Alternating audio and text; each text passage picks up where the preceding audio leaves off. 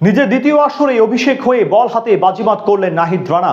আর এতেই এবার মোটা অঙ্কের পারিশ্রমিক পাচ্ছেন টাইগার পেসার। পুরো সিজন না খেললেও এবার পাকিস্তান সুপার লিগ থেকে কাঁড়ি কাঁড়ি টাকা পকেটে পুরে দেশে ফিরবেন রানা। যেমন দাম তেমনই দলের আস্থার প্রতিদানও দিয়েছেন তিনি।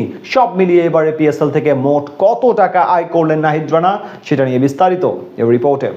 দুর্দান্ত এক মৌসুম পার করলেন নাহিদ রানা। 2 মেয়াদে এবার পিএসএল খেলতে গিয়ে বেশ ভালো নাম কামিয়েছেন বাংলাদেশের চাঁপাইনবাবগঞ্জ থেকে উঠে আসা এই পেসার। নামের পাশাপাশি অবশ্য অর্থের দিক থেকেও বেশ লাভবান হয়েছেন রানা। পুরো সিজনে দলের সাথে না থাকলেও বিশাল পরিমাণ পারিশ্রমিক পাচ্ছেন তিনি। বর্তমানে টাইগার ক্রিকেটারদের মধ্যে তো বটেই, গোটা বিশ্ব ক্রিকেটে অন্যতম সেরা পেসারদের মধ্যে একজন নাহিদ রানা। ঠিক সেই কারণেই মূলত এত চড়া দামে এবং আকাশচুম্বী চাহিদায় তাকে দলে নেয় পেশোয়ার জালমি। ফ্র্যাঞ্চাইজিটির প্রথম 6 ম্যাচের ডাগ আউটে ছিলেন রানা। সেখানে 4 ম্যাচে ছিলেন একাদশে। 4টির মধ্যে 3টিতেই সমীহ জাগানোর মতো পারফরমেন্স করেন তিনি। বল হাতে অসাধারণভাবে আস্থার প্রতিদান দিয়েই মূলত পেশোয়ার জালমিকে ফাইনালে ওঠার ভিত গড়ে দিয়ে এসেছিলেন এই ডানহাতি পেসার। এবার ফাইনালেও দেখালেন নিজের বোলিং বেলকি। এরপর নিউজিল্যান্ডের বিপক্ষে সিরিজ খেলতে আসেন। তারপর ফাইনালের আগে পুনরায় যোগ দেন ফ্র্যাঞ্চাইজিটির সাথে। সেখানে এই ম্যাচেও বল হাতে অসাধারণ পারফরমেন্স করেন তিনি।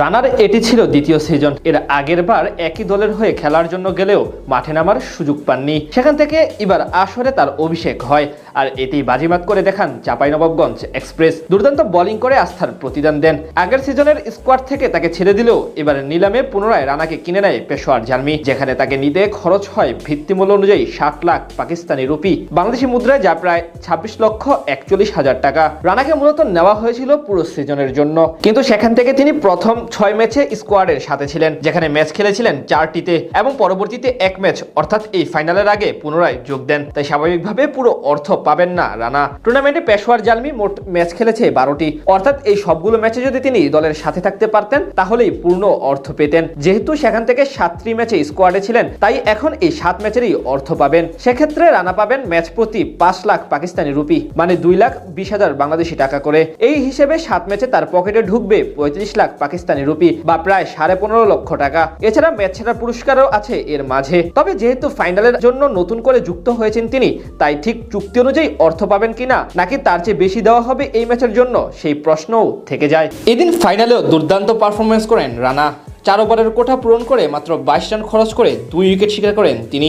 সব মিলিয়ে আসলে 5 ম্যাচ খেলে 9 উইকেট শিকার করেন মাত্র 5.44 ইকোনমি রেট এবং পাক্কা 12 গড়ে। সেখান থেকে বলা চলে পয়সা উসুল পারফরমেন্স করেছেন তিনি।